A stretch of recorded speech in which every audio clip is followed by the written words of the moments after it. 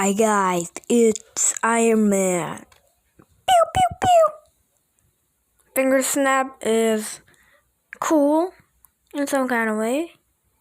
Anyways, stop talking about weird things and let's get started to the book. Really quickly. I don't have much time. Okay. Today Mr. Fullerman asks us to read out to the class what we did on holiday stories. I feel happy about this because I got 5 merits for mine. It will be a good opportunity to impress Amy, hopefully. Norman Watson reads his first. He went to Disneyland. He's so lucky. But he didn't get 5 merits like me. Ha. Marcus Meldrew got sent away to summer camp for nearly the whole holiday. I think he annoys his parents as much as he annoys me. I'd send him away for the whole year if I could. Julia Morton's I Found an Interesting Shell story is not interesting at all. The lesson is starting to get a bit dull when Mark Clump stands up and reads My New Pet Snake, which gets my attention. He tells about the mice he keeps in the freezer to feed the snake with, and how he brought the snake where it lives. But the snake is called Snakey, not very original. It's a really good holiday story, and the best bit about the whole story is when he reaches out inside his desk and brings out his pet snake! Here's Snakey! It's awesome, but Mr. Fullerman doesn't think so. Neither do half of the class, who run out, screaming. Mr. Fullerman makes Mark put his snake away. The school office ring his mom, who comes to pick them both up. Which is a shame because I really like snakes and I didn't get to see it properly. At the end of school year, we get a note to take home. Dear parents/career.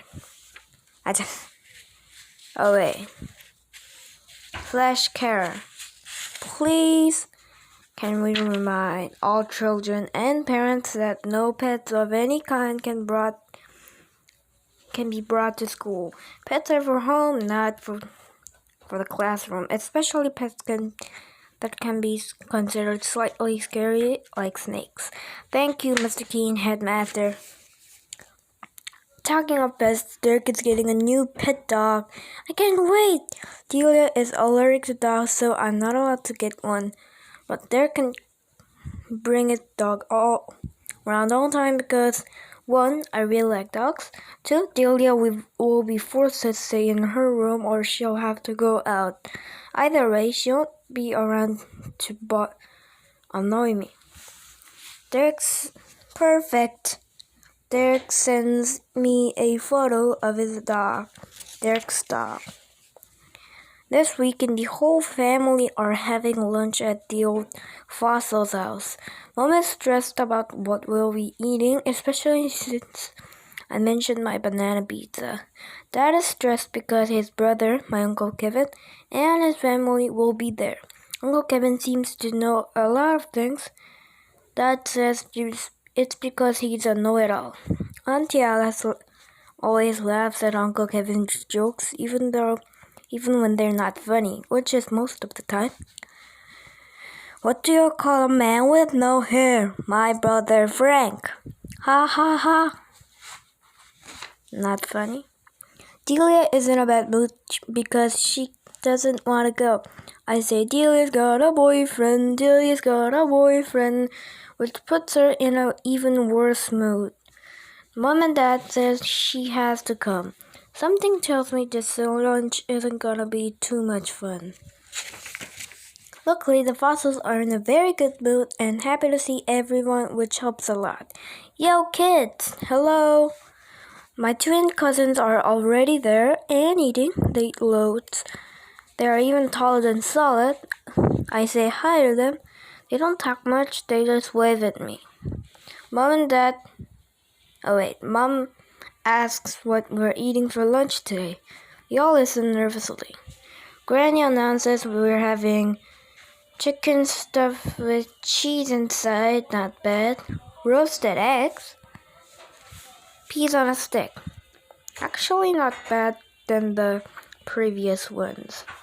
I really hope it tastes better than it sounds. We're all sitting at the table when Uncle Kevin asks Dad if he's got Balder, which makes Auntie Alice laugh. Haha, Dad doesn't look too happy. Granny steps in and asks, "Is everything okay?" You'll say, "Yes, delicious, nice things like that," but I notice no one is eating very much apart from the cousins, and Delia is secretly texting under the table. Uncle Kevin starts talking about their amazing 3-week holiday in Greece. Greece? Must have been very expensive.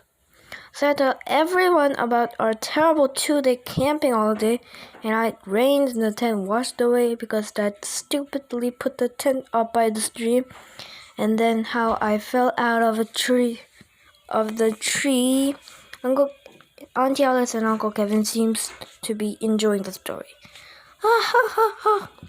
Mom and Dad are glaring at me, and be quiet kind of way. Granddad changes the subject and then asks me about my band.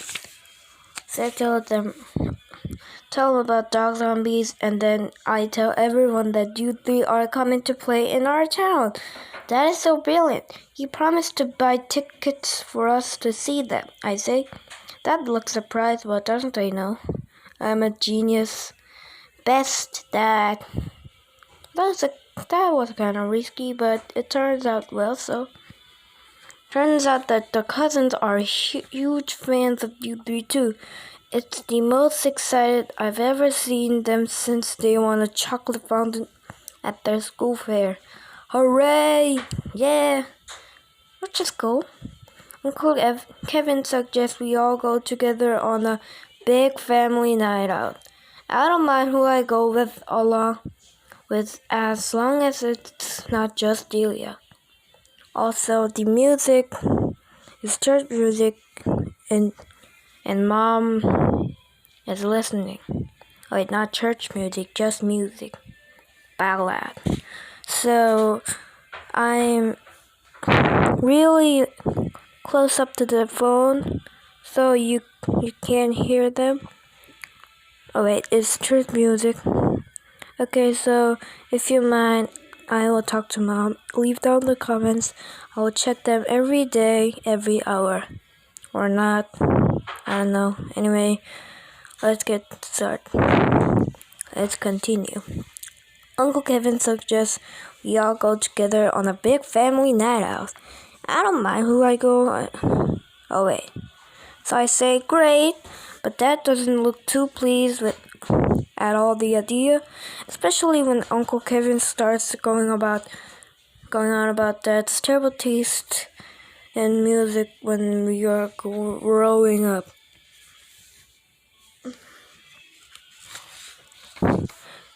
Well, at least he had hair, then. Dad is just about to say something to Uncle Kevin when Granny bursts into the room with pudding. Wait, what? She has to explain what pudding is, because no one can tell. It's a massive pile of bright pink pancakes that taste okay but look like hard rabbits of liver. That is really gross. On the way home, we stop off for fish and chips, and because everyone is still hungry. Mom and Dad don't seem happy. Delia is miserable. No change there and then. But I'm very happy because 1, I'm definitely going to see you 3 now, which is one of the parts why Dad is not happy, I think. 2, Granny gave me some sweets and a pound on the way out. Result, I can't wait to tell Derek. All I have to do now is ask Amy to the concert. Today I was only a tiny bit late for school. Hiding Delia's sunglasses took slightly longer than usual. slipping them into an open bag of salad was inspired, I thought. Delia would never have found them if Mom had been making sandwiches. I got out of the house before Delia or Mom got the chance to tell me off. Just crept into class in time for registration. Mr. Fulman looks up from the register and asks me why I'm late. I know anyone would blame. I do what anyone would do in my position. Blame my older sister for locking me in the bathroom. I won't do that. And I have a brother, which is annoying, but not that annoying. Mr. Fulman makes a note of my excuse in the register, then moves on. Phew, Amy Porter isn't the slightest bit interested in my excuses because she's too busy memorizing her spellings. Oh no, not the spelling test. This is not a good start to the day. I'm panicking and wondering how I'm going to get through this when something brilliant happens. I look over at Mr. Fullerman's desk and I think I can see all the answers to this week's spelling test. The paper is turned over, but I can make out what the words are backwards and copy them down quickly before anyone notices, like this. Well, if you flip this, it's like nonsense, this paper. This test will be easy peasy now. What I can see, what I write down. Mr. Fullerman begins the test. I'm pretending to think carefully and write them down. And straight away I realize there's a big problem. These spellings are not the same as Mr. Fullerman's, which makes me think I've written down the next week's test instead. I'm panicking. My mind's got blank and I missed the first 3 spellings already. 4 spellings, 5 spellings, 6, 7, 8, the whole test.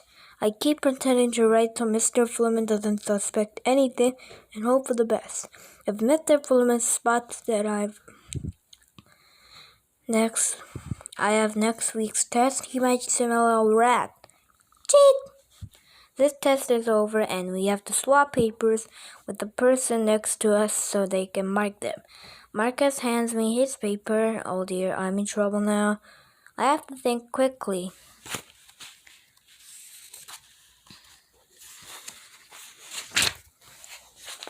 Disaster has struck in the shape of a leaking pen. Mr. Fullerman makes me clean up my ink accident. Whoops!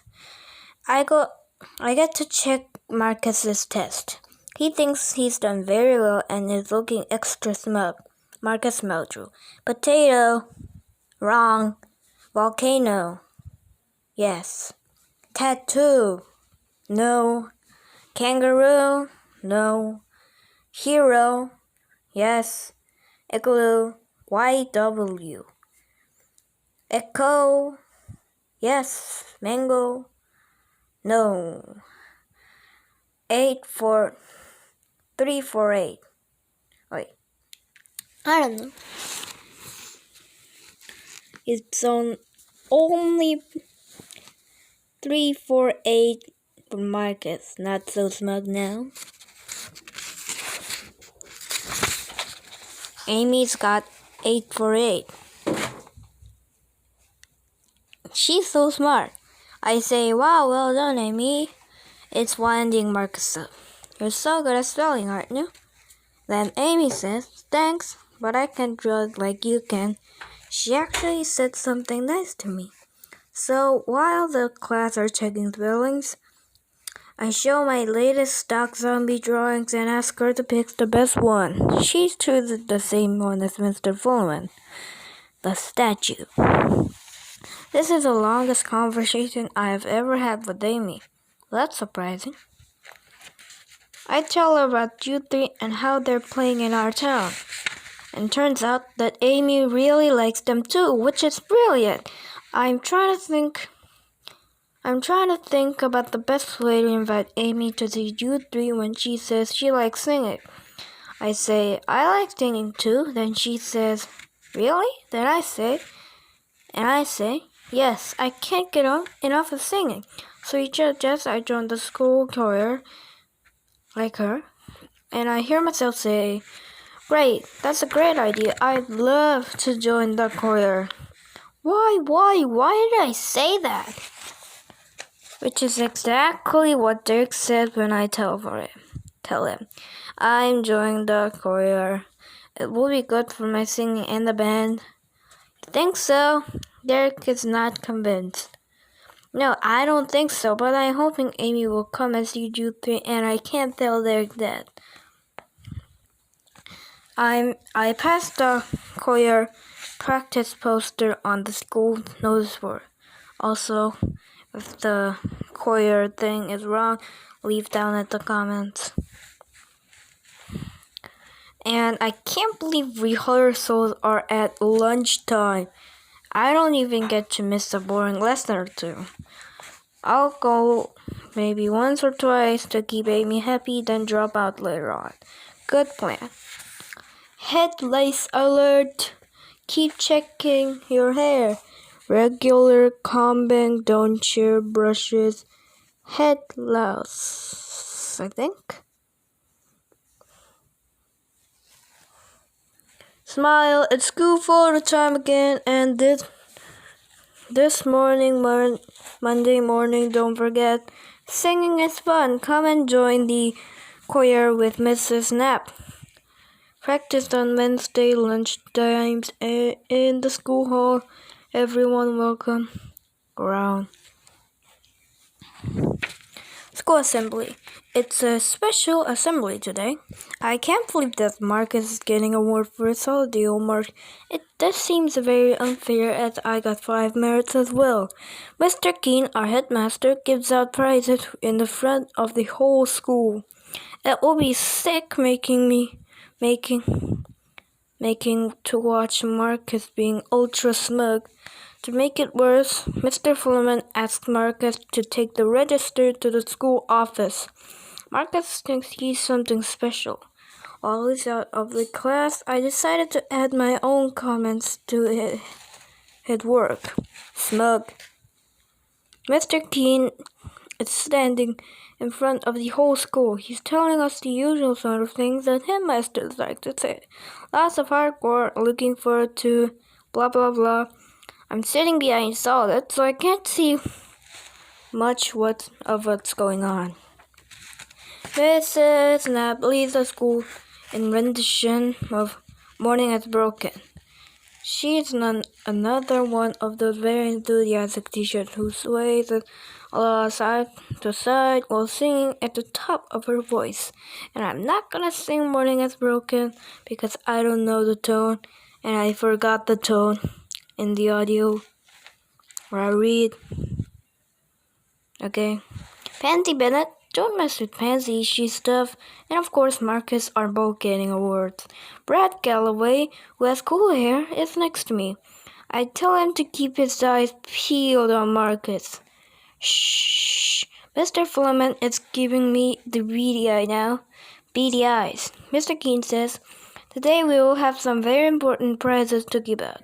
Will Treasure Alexander and Grace Cole come up and get their certificates for good work on their shared nature project?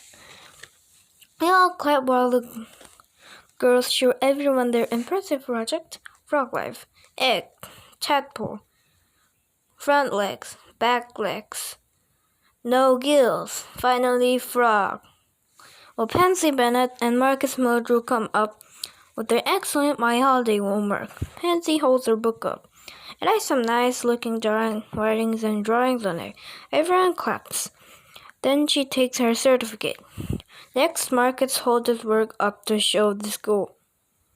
He's parroting around so the whole school can see what's written in his book. Everyone bursts out laughing and they keep laughing. My holiday. I am an idiot. I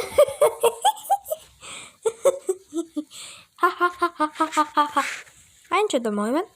Marcus takes a certificate and sits back down quite quickly. He's still wondering why everyone was laughing at him. I wish all assemblies were this much fun, because for a short time I forget all about promising to join the choir. It's only when the assembly's over and I walk past that poster again that it all comes flooding back to me. Grown. Cross. Mr. Fullerman is not a good man either.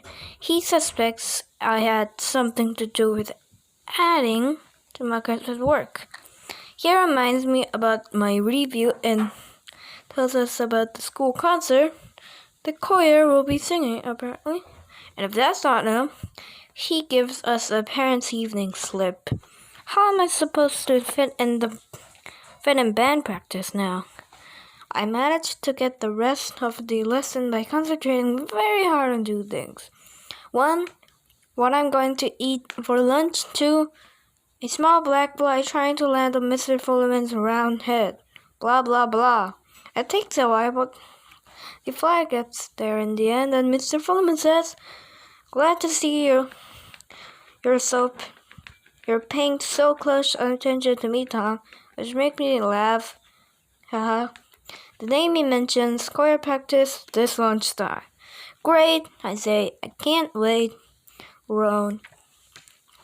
Mrs. Knapp welcomes the new faces, me, to the choir.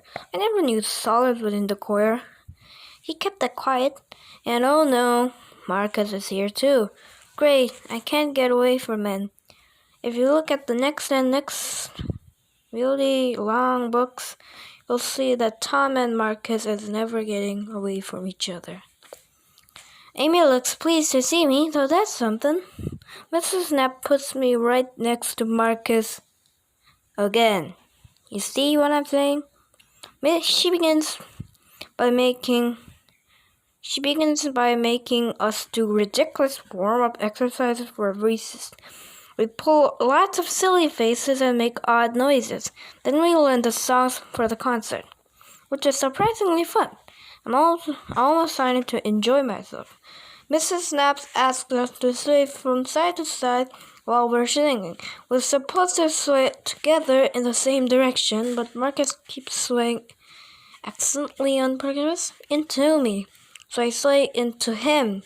Then he sways to me and stamps on my foot.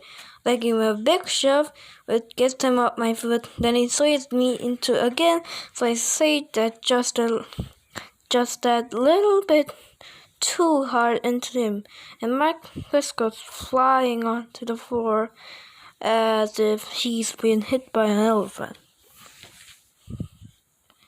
Now he's sniveling on the ground, shouting, "Tom, push me! Tom, push me!" He's so annoying. Mrs. Knapp helps Marcus up. Then he sends me out saying, "You should know better, Tom. Perhaps choir is not for you after all." I thought I was doing so well. I draw a picture of Marcus which make me feel better. Marcus is a slimy toad. Croak. History. Back in class, Marcus is sitting as far away from me as possible. Just as well, I say. Just as well, I say. Marcus is an idiot, Amy tells me.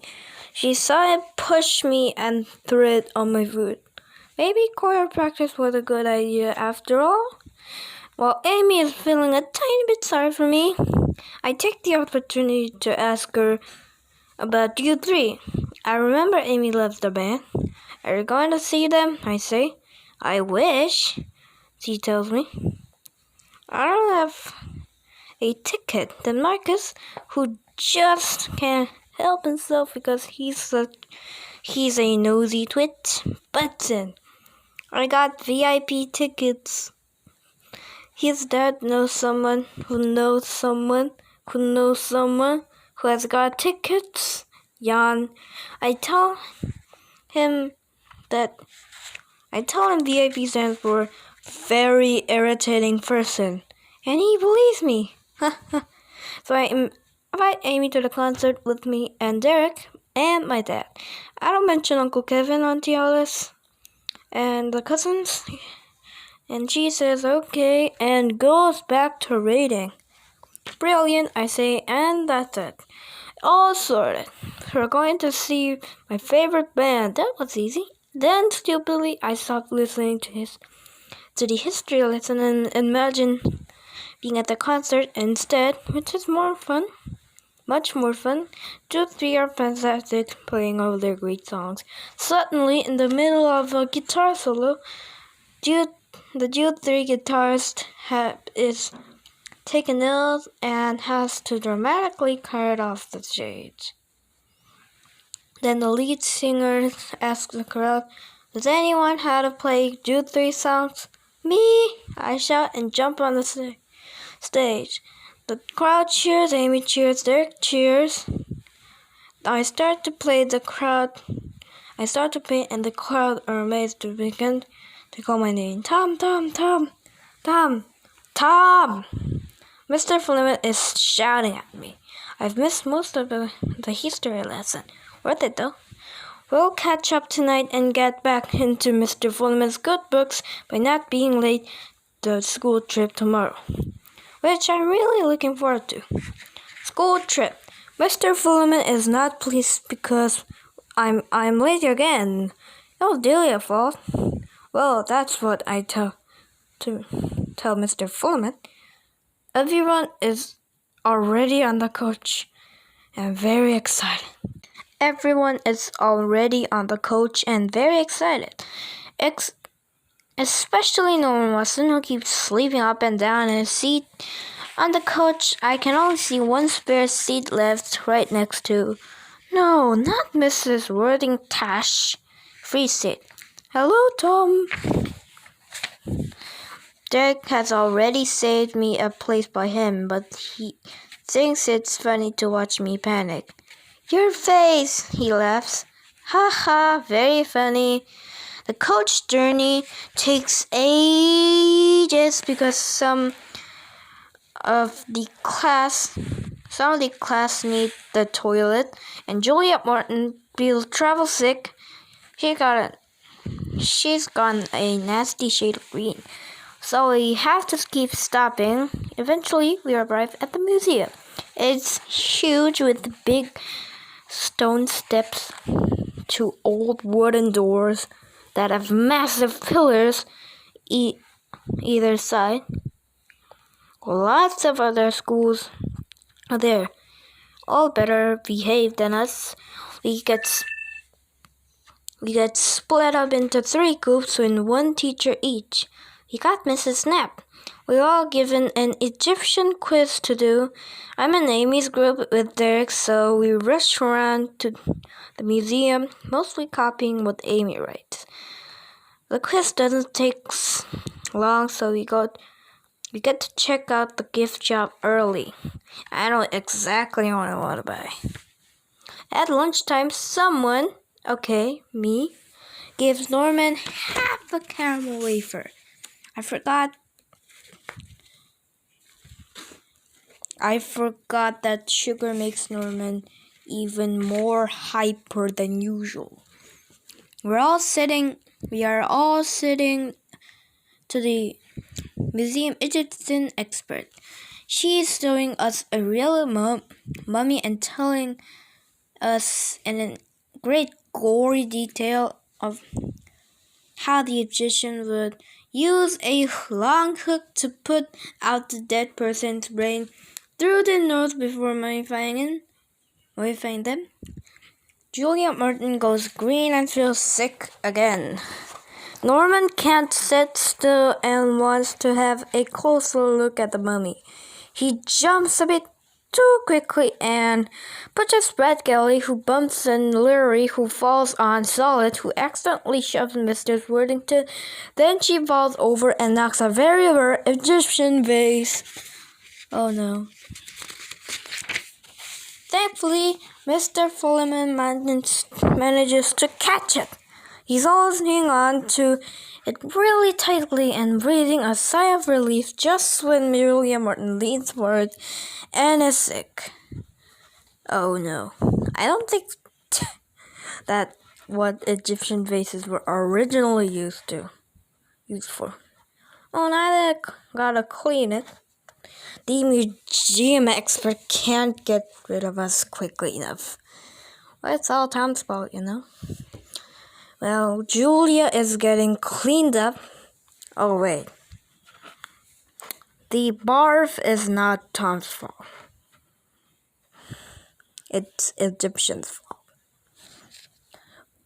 We all get to go to the gift shop again. I got some brilliant Egyptian tattoos. On the way home, the coach is much quieter because some kids have gone to sleep, including Marcus, which is excellent news because 1, I don't have to listen / talk to him. He's annoying. 2, I'm still cross he got kicked me out of choir practice. 3, it gives me a chance to try out my new Egyptian tattoos, which works a treat. Rule. It's like a 3-eyed person. 2 eyes are sleeping and 1 eye is open, like creepy. I'm doing some more drawing, which gets me thinking about some other interesting stuff.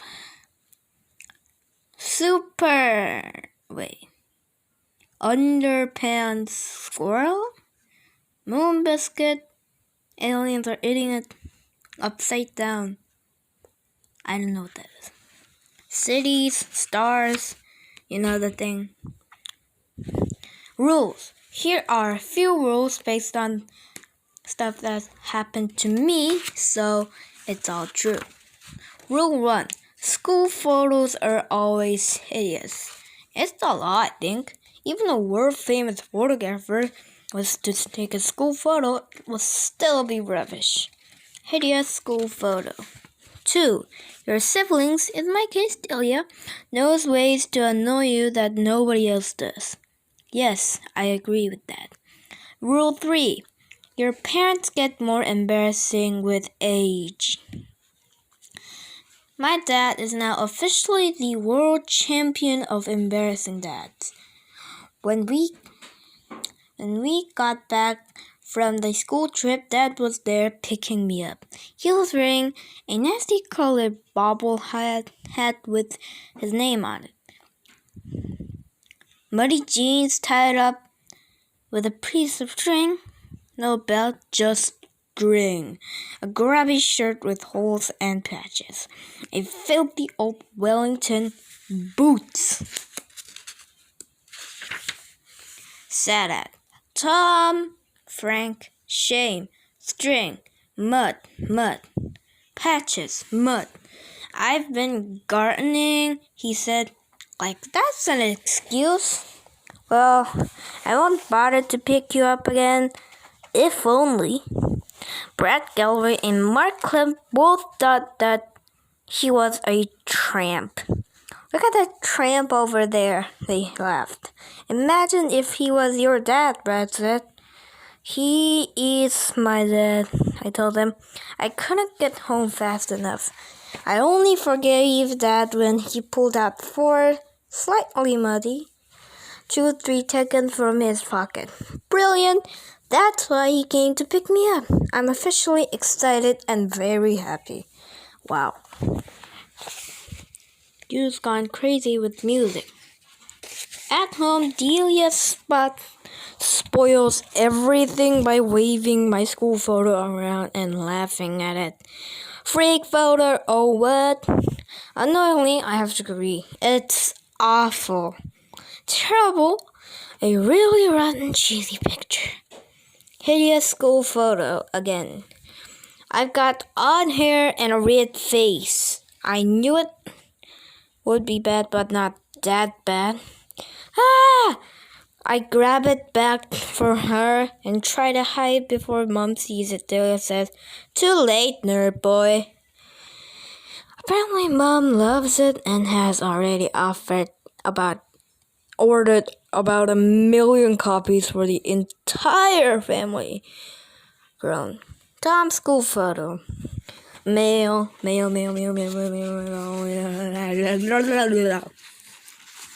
I tell Derek about the U3 tickets. Derek tells me he's got his new puppy.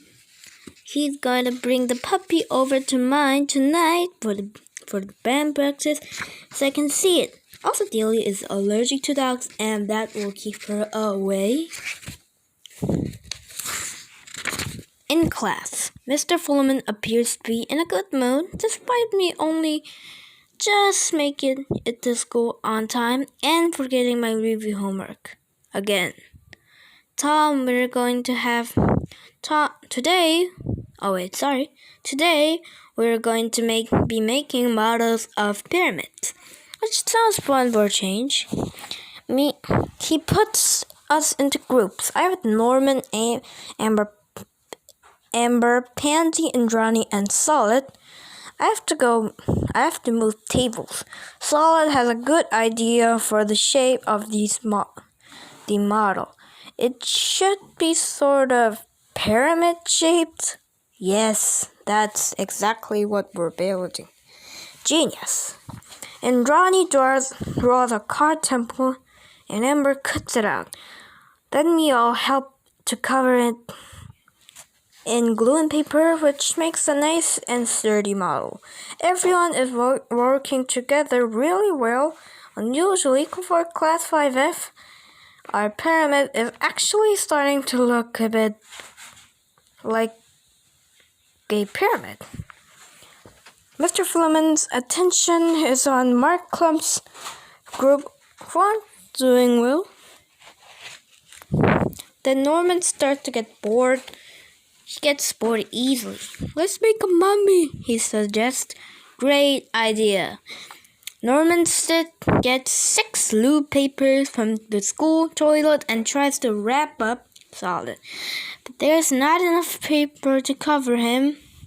Too big and too tall. So I use Norman instead. He's smaller but a lot more fidgety. Keep still, Norman, so I can wrap you.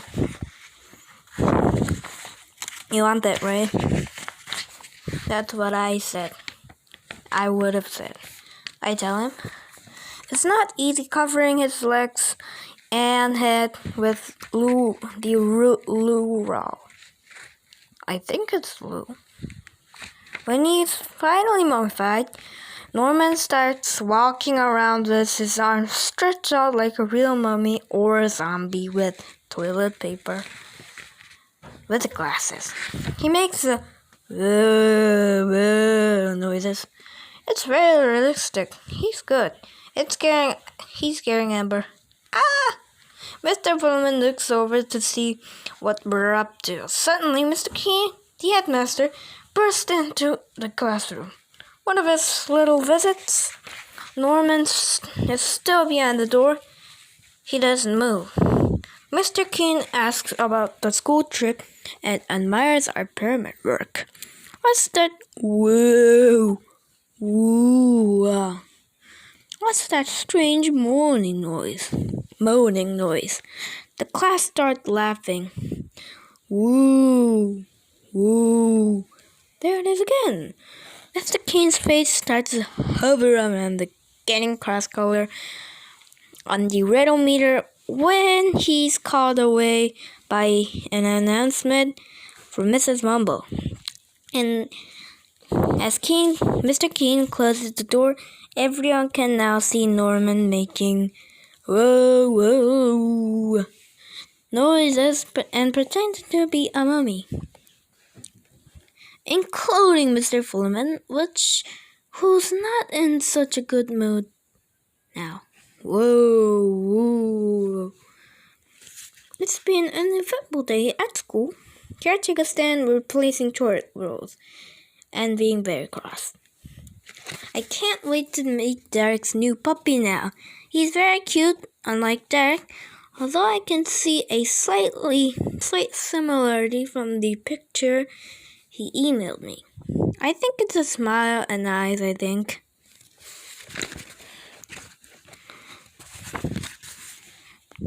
We let him run around my house into Delia's room, where he chews a pair of sunglasses and jumps on her bed. Good dog! Delia is furious, but he has to keep her distance because he's allergic to dogs. Derek and I are busy practicing some new Dog Zombies tunes. Derek's song is howling along. Ow! Okay, that's it for The Brilliant World of Tom Gates 1 by Liz Pitchen, Part 3. Oh well, I hope you enjoyed it, and well, see ya. Bye!